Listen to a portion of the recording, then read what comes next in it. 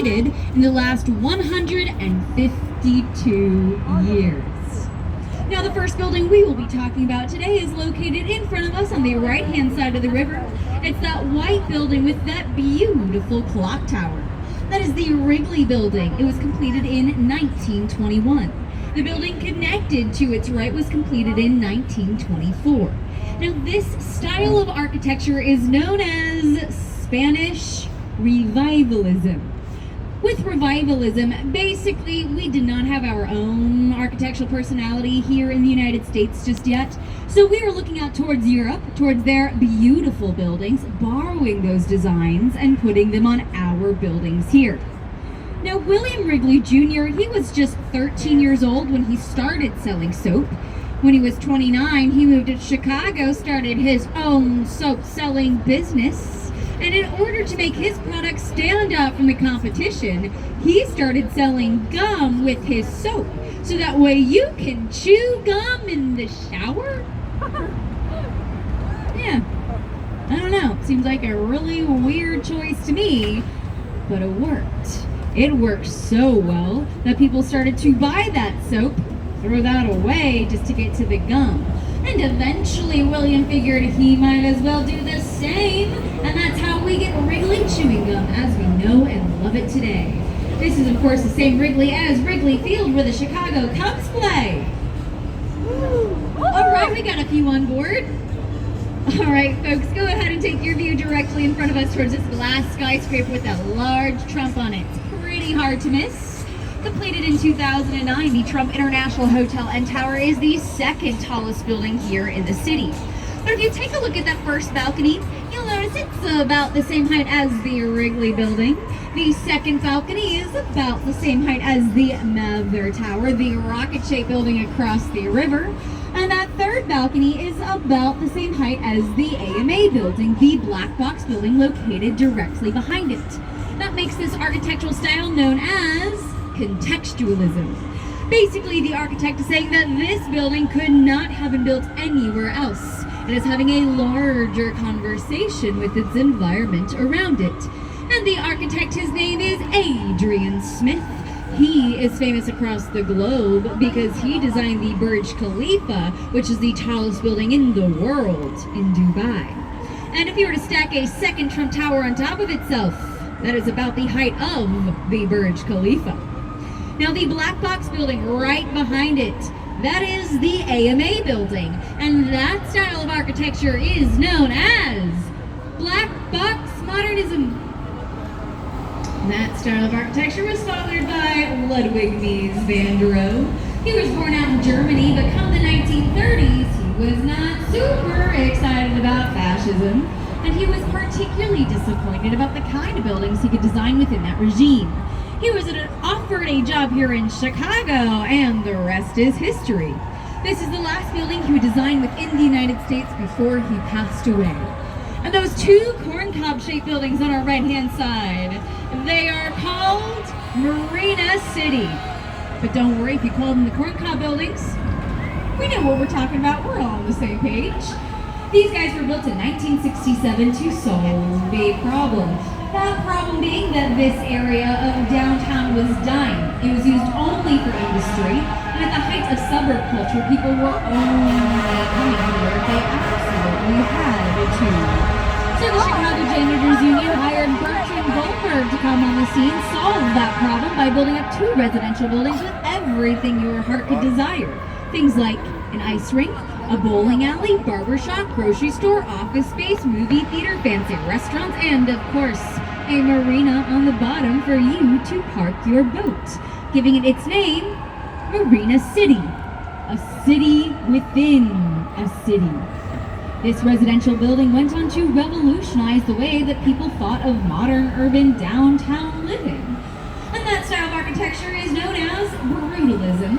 If you take your view to the left-hand side of the river, this shorter concrete building with the gold 55 on top, 55 West Wacker, is also brutalism.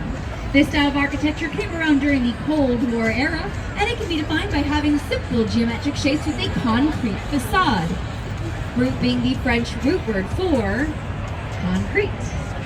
Now, for most of our history, the Chicago River was not the modern-day playground that we are enjoying it as today. It was actually used primarily for industry.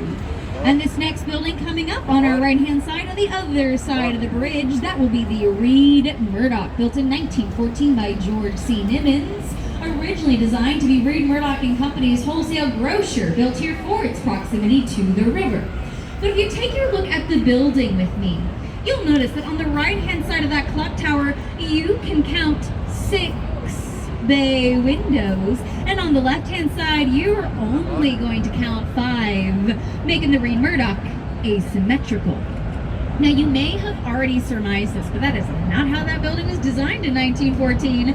That happened because in the 1930s, we decided to expand the South Street, this bridge in front of us, turn into a nice, large, beautiful boulevard. And in order to do that, we had to shave a bay of windows off of the Reed Murdoch. But look, I don't want you to feel bad for that building, okay? I promise it did not feel a thing. All this did was give it a little bit of personality.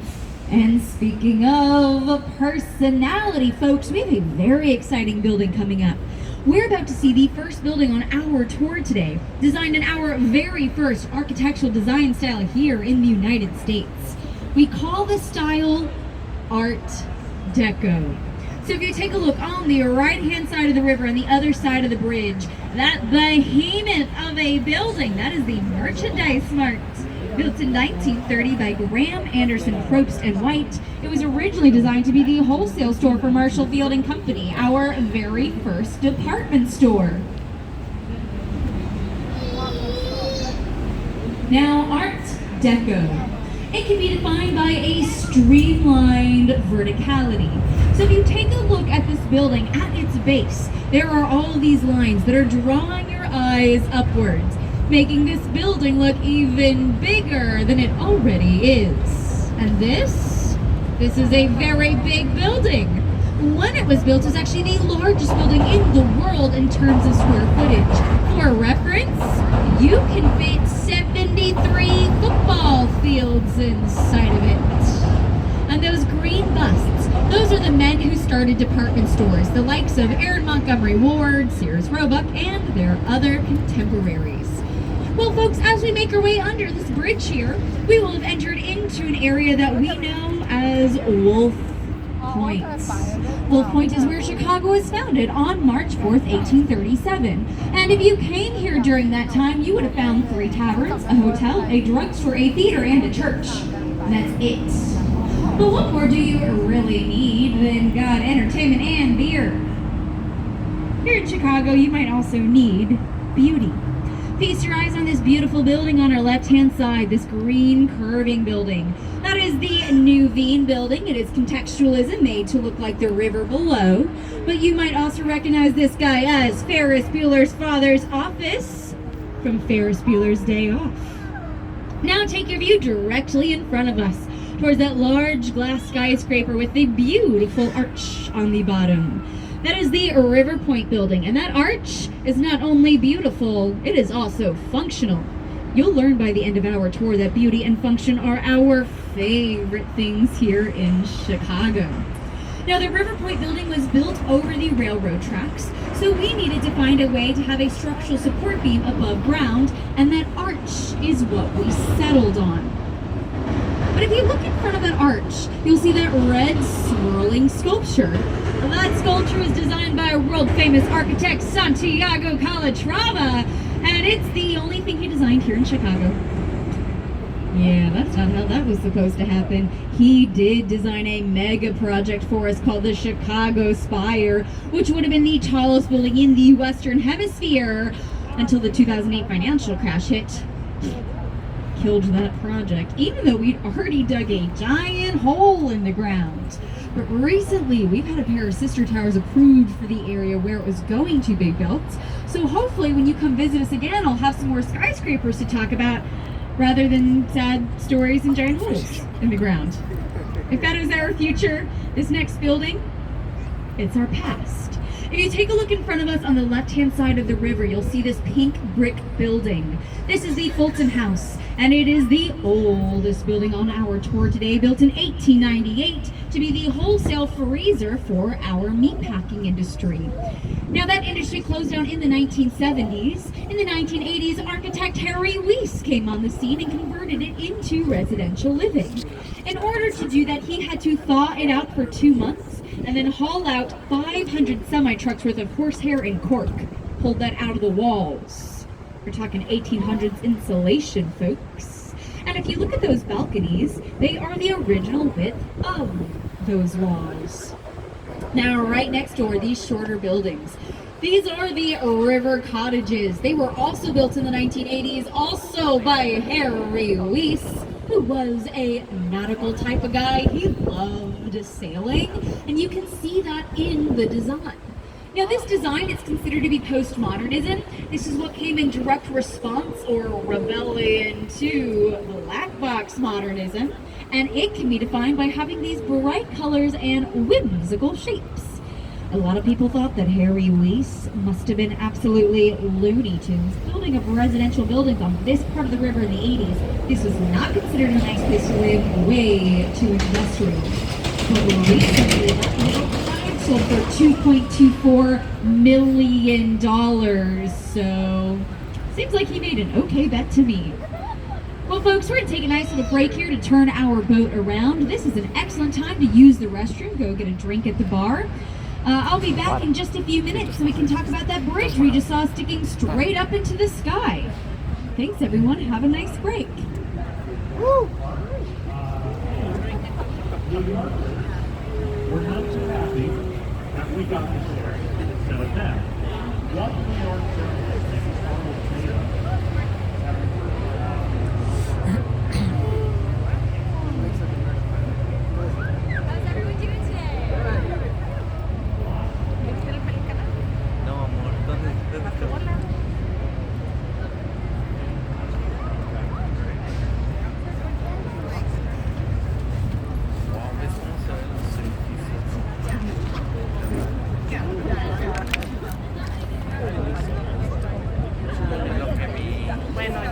ya creo que te empiezo a dar. Lo malo que empieces. Ya ni te voy a decir nada.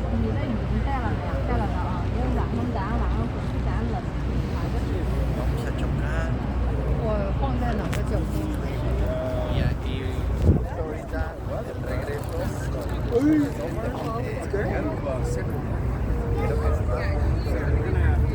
Es lo que te digo. No sé. Esto me parece. Pero sí.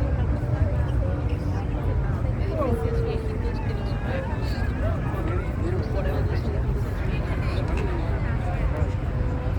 Tienes para escoger.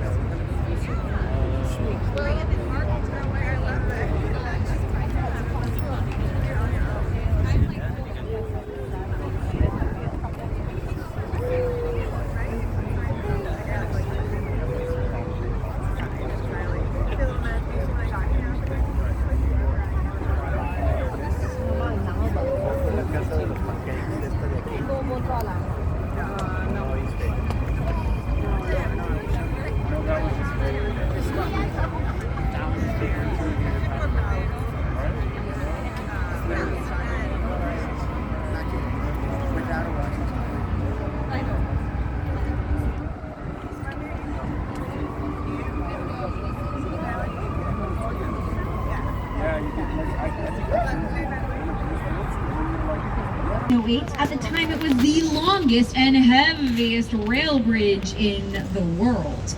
Now, it's probably pretty obvious to you all that this bridge has been decommissioned. She no longer has to go to work, but we do open and close it at least once a year to prove that she could, if she wanted to. All the bridges that we've seen along the river so far, they're in a style called trunnion bascule. This is the French word for seesaw or teeter-totter. They're using a weight counterweight technology to open them up and close them back down. Now, back in the day when our river was used primarily for industry, we would have been opening these bridges all the time. But these days, whew, would that be rough on modern day traffic? So we only open them twice a year. This is during the spring and the fall for the great migration of sailboats out to Lake Michigan for the summer, and off of Lake Michigan for that cold, cold winter season. We have just begun bridge lift season, so if you're around tomorrow morning or next Wednesday, you might get lucky. You might see some of these bridges lifted up into the air. We are the second largest movable bridge city in the world with 34 bridges, second only to Amsterdam, which has 61. Well, folks, we made our way back into Wolf Point. This is where the three branches of the Chicago River converge. They naturally form a Y shape. And since our city was founded here, we have used Y as a symbol for Chicago throughout our history. And this next building has built that into its base. So if you take a look in front of us on the right-hand side, this last skyscraper with that skinny Y-shaped base, that wider top, that is 150 North Riverside, built in 2017 by Jim Gesh. Now that prime piece of real estate laid empty for a long time. That is thanks to the condo buildings behind it, the railroad tracks beneath it, and a citywide ordinance stating that buildings must be at least 30 feet off of the river in order to maintain public access to the river. This left a buildable space of just 39 feet. Jim very famously believes that the base of a building is more important than the roof, since that's what we're looking at. So he thought that sounded like a very good challenge. Skinny base, wider top. You see a problem with this? In order to make this a structurally sound building, Jim used a technique called caissons, which are basically these huge metal steel beams that have been reinforced in concrete, dug 120 feet into the ground, and then let sink another 5 feet into the bedrock, creating a very sturdy steel core that the rest of the building can then be built off of. This made it structurally sound, but it did not offset the sway of the wind. All of these buildings need something to offset that sway, otherwise at the top you could get seasick. So what this guy has, they're called inertial slosh dampers, and you cannot see them, but at the very top of the building there is over 160,000 gallons of water. The idea is that when the wind hits that building, the water sloshes in the opposite direction, pulling it back towards the center much quicker. 150 North Riverside and inertial slosh dampers. Now coming up on our right-hand side is the Boeing building, built in the 1990s, originally designed for the Morton Salt Company. So if you take a look at this building, you'll notice that near the top of this middle section, at the very top there are 6 circles that have been cut out. As if you were to pick this building up, turn it upside down and shake it, it might look like a salt shaker. Boeing did not move in until around 2001 when they went through that little breakup with Seattle. Well, folks, we are coming up towards a very fun section here. We're about to see the evolution of architecture. How it started to how it's going. Now, ideally, we would start with something in a revivalism fashion like the Wrigley Building, but that was not built here. So instead, let's just start with where we get our personality. Welcome to Art Deco Canyon. Over here on our right-hand side is 2 Riverside Plaza, built in 1929. What's most fascinating about this building is that it is facing the river. In the 1920s, our river system was not prime real estate or scenic views, it was our sewage system. So that was a lot of forward thinking on their part. But that's really what the 1920s and Art Deco was all about. Here in the United States, we felt very good about ourselves. We are currently very wealthy, and we wanted these feelings of the times to be reflected in our buildings and our cities. These feelings of grandeur, of opulence, and especially of optimism. We had no reason to believe that our current good fortune was ever going to end. In the 1929, stock market crashed. We enter into the Great Depression, a quick entry into World War II. Basically, from about 1935 until 1957, 0 office spaces were being built here in the United States. That is an entire generation of architects that just did not exist. So when we started building again, we had a whole new set of priorities. We were no longer about this opulence and wealth of the 1920s. We are now about function and frugality. Enter in Black Box Modernism. This is Gateway Center 1 and Gateway Center 2, 1965-1967. Architect Ludwig Mies van der Rohe famously was a strict minimalist. He believed that less is more, and that form should follow function, and that the real beauty of these buildings were not in these decorative and expensive facades. It's in the mathematics, in the precision that goes into creating a structurally sound building. Why would you want to cover all of that work up? And once these buildings were designed, they were relatively cheap and easy to construct, making them the perfect place for us to get back to work, start building back the infrastructure of our country. Now, as the 1970s approach, we start to relax a little bit. Things are going better. So instead of just building black boxes, we are now designing and creating white boxes. Enter in Gateway Center 3, built in 1971. This is considered international style. You could pick this building up, put it anywhere in the world, and it's probably gonna fit right on in at home. But don't let me fool you, international style buildings, they are not just white. They can be very exciting colors, like brown, gray.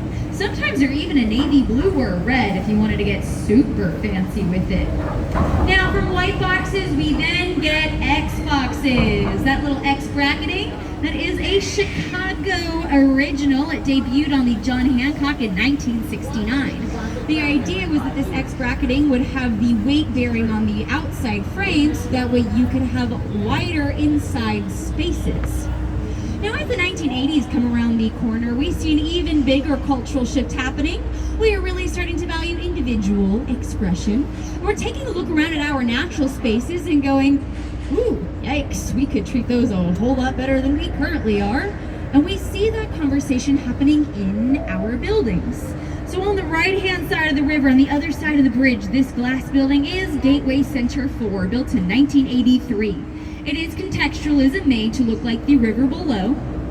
Times are changing. We need to be flexible, go with the flow. Our buildings changed, why can't we? And that is the evolution of architecture. Now take your view to the opposite side of the river towards this large map. That is a map of the Chicago River. That red Lego brick is currently where we are. And if you look further up, you'll even see that Y-shape forming that we talked about earlier on in Wolf Point. We did not used to talk about this building here. This was just another black box building. That is to say, until it got an $800,000 glow up to literally put that map on there. Now, if you are less of a maps person, more of a landmarks person, this next building is going to be more your style. Take your view to the right-hand side of the river, on the other side of the bridge. That behemoth of an Art Deco masterpiece, that is the old Chicago Post Office. But you might recognize this guy as Gotham City Bank from The Dark Knight. The very opening scene where the Joker and his cronies zip line in, they rob the bank, chase scene ensues. That magic happened right here. Now, when this guy was built in 1932, it was the largest post office in the world, and it kind of had to be thanks to our retail giants, Montgomery Ward, Marshall Field and Company, but especially thanks to Sears, Roebuck, and their mail-in order catalogs. You could literally order farming equipment or a house, which means we had to ship farming equipment and houses from somewhere. Now, when this building was designed, it actually had a large hole going right through the center. The idea was that eventually we wanted to build an interstate system that would go through the building. It took us another 20 years, but we did eventually get around to building the Ida B. Wells Parkway, which is above us now. And to me, that just really shows that hope, trust, and optimism of the 1920s. We knew we wanted to build this interstate system, and we trusted that no matter how long it took us, we would eventually get around to it. Where does all this hope, trust, and optimism of the 1920s even come from? Here in Chicago, believe it or not, it starts with the fire. By the mid to late 1800s, we became the fastest growing city in the world. We thought that we were going to overtake New York. Yay! Anyways, with all that rapid growth, we were building fast, easy, and cheap using nearby lumber, building up wooden homes, wooden sidewalks, wooden streets, entering a 12-week drought. Ooh, not so good for our wooden city.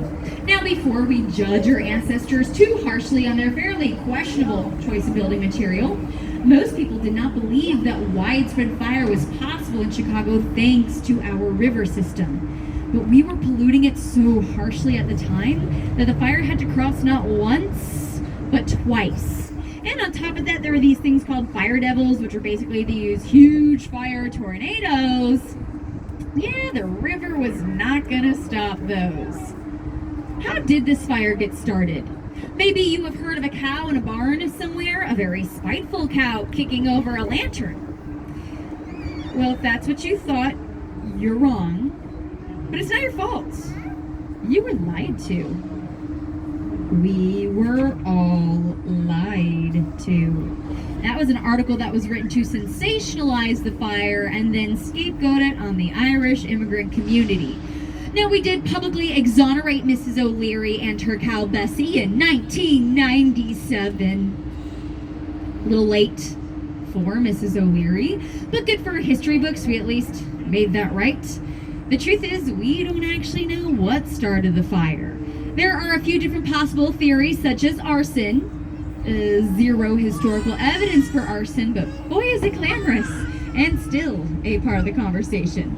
Another popular theory is that it could have been started by a meteor shower. Chances of that are astronomically low. But there was a fire started out in Wisconsin around the same time, and some historians believe that could have been started by a meteor shower, so I suppose it's possible. It is just really not probable. The most likely answer is probably something simple like a stray spark from a nearby chimney landing on the thatch roof of the O'Leary's barn or nearby. No matter how it started, we do know the devastation. The Great Chicago Fire would have killed around 300 people. It would have left 1 in 3 Chicagoans homeless, and it burned 3.5 miles of the city, which was about 60% at the time. So on the morning of October 10th, 1871, as Chicagoans emerged from their hiding spots and took a look around at their burned down home. And they had a choice to make. They could move on and leave, or they could roll up their sleeves and get to work. I think it's pretty obvious what we chose. We enter into the time frame that we know as the Great Rebuilding. This was a very unique opportunity for Chicago to rebuild on already valuable real estate. This attracted architects from all over. The likes of John Root, Louis Sullivan moved in during this time. And architect William LeBaron Jennings was looking around at all the innovation happening when he got an idea: steel. What if I just use steel? I could reinforce a building from the inside and the out. And that is how we get the very first skyscraper, the home insurance building. Now, unfortunately, folks, we don't actually get to see it. It did not last the test of time. But when it was built in 1884, it was a whopping 10 stories tall. Thank you! That's it! This is exciting. Don't let your modern day lens confuse you. 10 stories at the time was a big deal. The use of this steel frame was the beginning of us being able to build our buildings up rather than out, making way for genuinely everything around us today. By the time we get to the 1890s, we had rebuilt enough that we decided we wanted to show off a little bit. We decided to put our bid in the hat to host the World's Fair, the Columbian Exposition of 1893. And when we win it over New York, well, world's eyes are now watching. Nobody believed that this backwater country town of Chicago could possibly host one of the biggest events in the world at the time. We hired architect Daniel Burnham to come on the scene and design our architectural designs that were starting to evolve in Chicago at the time. He decided to build it up in a neoclassical architecture design. New form white, so that way at night, when those new, very exciting Tesla electric lights turned on, they'd reflect off of the buildings, giving it a bright, beautiful, and clean skyline. The idea of cities being clean in the 1800s? Yeah, not quite on trend yet. And that actually earned the World's Fair the nickname of the White City. The White City went on to inspire a lot of different art. There was one author in particular looking for inspiration for a fairy tale he was writing for American children, and he was specifically looking for inspiration from world events. And he was so enamored that he just changed the color from white to green, and that is how we get the Emerald City in the Wizard of Oz. By the end of the World's Fair, over 27 million people had walked through the White City and tried for the very first time things like Cracker Jacks, juicy fruit gum, shredded wheat,